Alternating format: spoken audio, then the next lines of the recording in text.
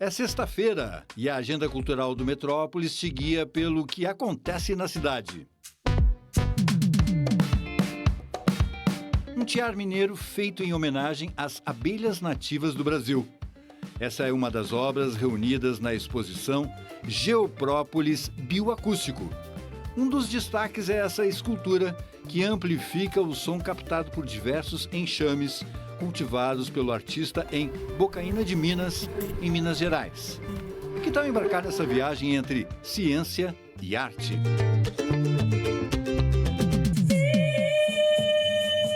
O bando Macuas Companhia Cênica apresenta o espetáculo Anunciação, uma peça inspirada no diálogo entre as tradições das culturas Banto e Yorubá. No palco, um resgate ancestral através de lembranças, sonhos, memórias e fábulas. A temporada segue até dezembro.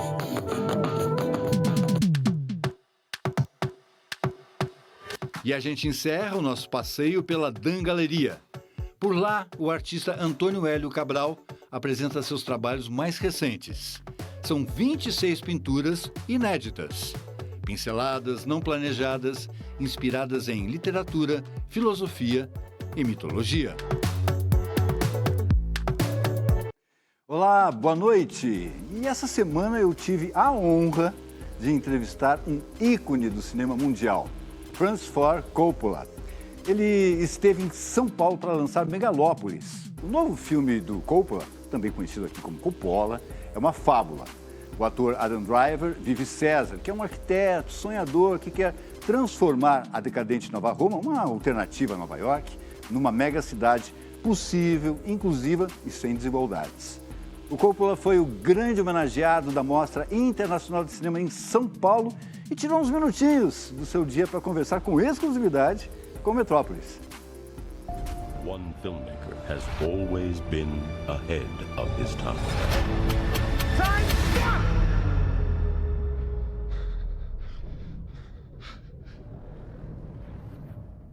So, Francis, this is a 4 years project, and I know that you read a book that was very important for you. That's the Catalan Conspiracy. Well, it was a book called 12 Against the Gods, and it was written by William Bolitho.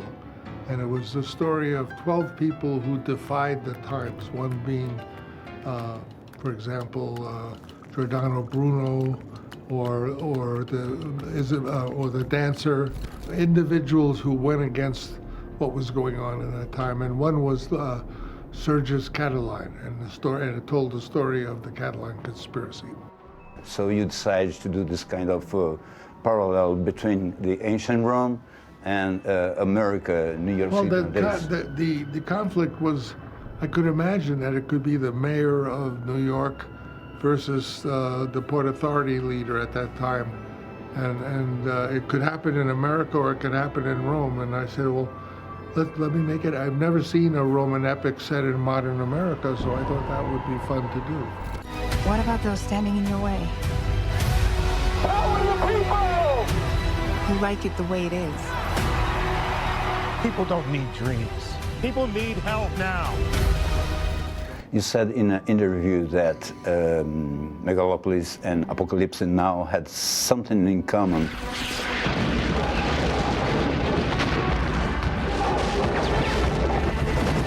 If I say it's safe to surf this beach, Captain, it's safe to surf this beach! They both don't play by the rules of the current movies. Apocalypse Now, when it came out, people said it's the worst movie ever made, and other people said it's the best movie ever made. So whenever you get that kind, and the same thing with Megalopolis, I have, literally the same thing. This is the worst movie we ever saw, and this is the greatest movie. Fortunately, the people who think it's great are filmmakers and people I admire, although I don't know them all. But the people who think it's less than good are people who have bought the formula that is today's easy recipe on how to make a successful film. 1, Crassus is mine. 2, the bank is mine. And 3, and this may come as a little surprise to you, right? Caesar's mine. Caesar says, "Don't let now destroy the forever. We are in need of a great debate about future." And we want everyone in the world to take part in that debate, and that's true. I mean, isn't it obvious that what's at stake today with our beautiful planet and with our capability of destructive power being so potent that for the sake of the future of the children who are going to inherit the earth, we have to talk. And we have to talk. We want everyone. It's not for, you know, anyone to be left out. We want everyone in the world to take part. And the question we have to ask is a simple question. Is the society we're in the only one available to us? Can we come up with ideas to make it better? And of course we can.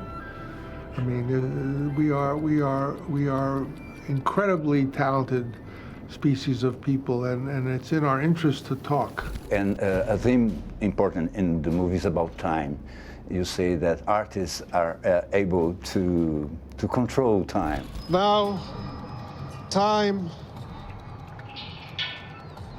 Stop! Film manipulates time. I mean, ever since the beginning of cinema, we could go back, we could tell what happened before, architecture is a form of frozen music. Of course, artists, that's what being an artist is, someone who can control time. Time, show me the future. Together, we'll discover new paths which lead to the unknown world ahead of us. There's something about Marcus Aurelius, the emperor, and he was a philosopher, a Stoic philosopher. And I want to know that how important is the thoughts of Marcus Aurelius for you? Well, there's one scene in the picture where the father wants his daughter, he raised, teaching her Latin and teaching her his classic background, and he wants her to say a Marcus Aurelius quote that confronts her lover, which is, you know, that about people believing that people of the future are going to be even better. But she gives 3 Marcus Aurelius quotes, one for each, for her father, for her lover, and for the audience, which is, you know, finally she says, time is change. Our lives are what our thoughts make it. In fact, I just lost my wife, and one of the things that are most comforting, because I was married 60 years, Marcus Aurelius says, when you lose a loved one, do things like them so that they live in you. And that's been very comforting to me.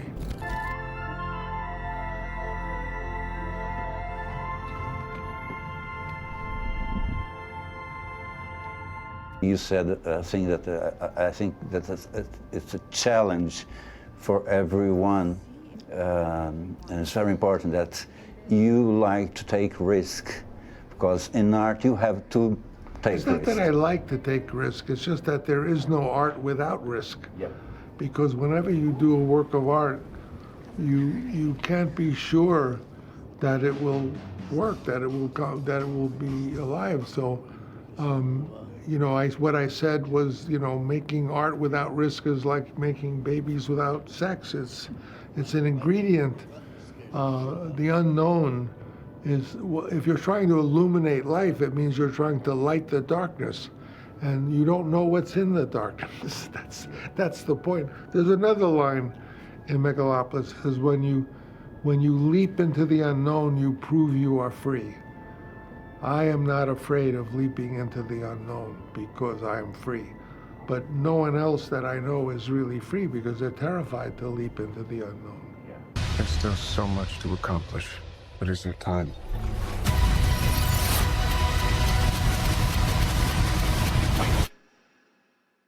Uau! Martin, é com a gente aqui. Vamos conversar um pouquinho a respeito da matéria aqui. Parabéns para a Lu, parabéns para o Denner, pela edição que vocês fizeram. E tem um filme do Coppola que se chama O Fundo do Coração. E do fundo do meu coração, eu agradeço essa oportunidade que o Metrópolis, Marcos Maciel, o diretor, me deu para entrevistar um grande gênio do cinema, um grande nome, um grande cineasta da atualidade, que é o Coppola, ou Coppola, como a gente conhece aqui. Apocalipse Now, como vocês viram ali, é um filme que eu já vi não sei quantas vezes, acho uma obra de arte. Eu sou da turma que gosta muito de Megalópolis. Tem gente que não gosta, eu adorei. E tem outros filmes do Coppola que, se por acaso você não conhece, você tem que conhecer. Por exemplo, a trilogia de O Poderoso Chefão. O primeiro é de 1972, que tem lá o Marlon Brando fazendo Dom Vitor Corleone. É um filme magnífico, feito em 1972. Naquele mesmo ano, ganhou um Oscar de melhor filme. Depois o Coppola, não contente, ele e o Mário Puzo, que era o cara que escreveu o livro, O Seu Poderoso Chefão, ele resolveu fazer, em 1974, uma sequência do Poderoso Chefão.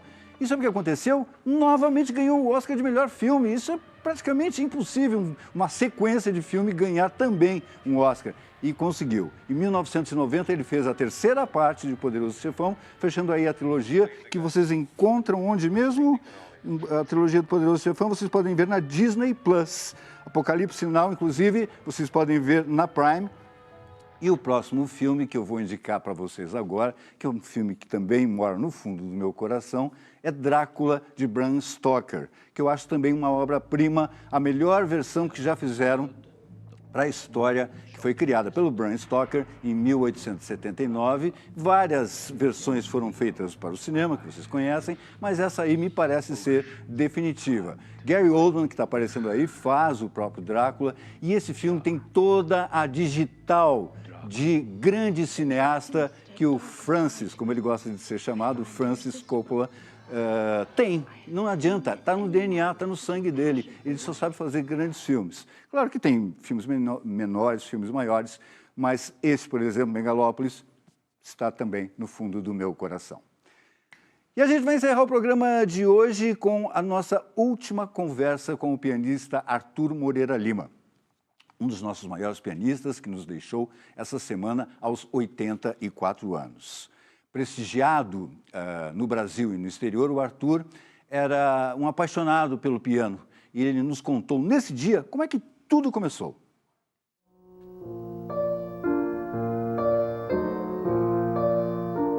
Podia ter sido qualquer outra profissão, podia ter tido. Era um aluno aplicado, um bom aluno no colégio, podia ter sido qualquer profissão. Acabei escolhendo a música porque sobressaí, ganhei prêmios e tudo isso. Bom, devo ser bom nesse negócio. O número 13.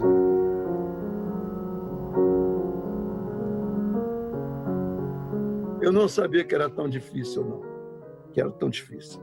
Não só estudar, não só dominar a linguagem toda, depois ser um grande instrumentista, que a parte técnica, a parte física, tudo. Viver daquilo é complicado, viu?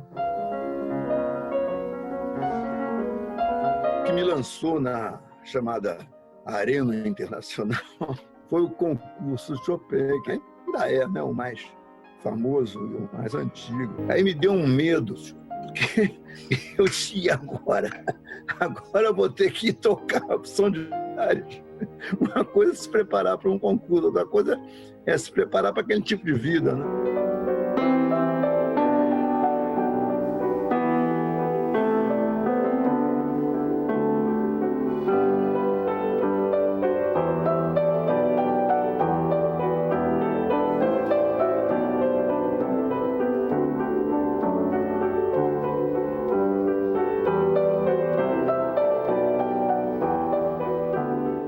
Informação, entretenimento e cultura, você está no lugar certo, Metrópolis Programa. Segue a gente para ficar por dentro de tudo que rola por aqui. Eu estou te esperando.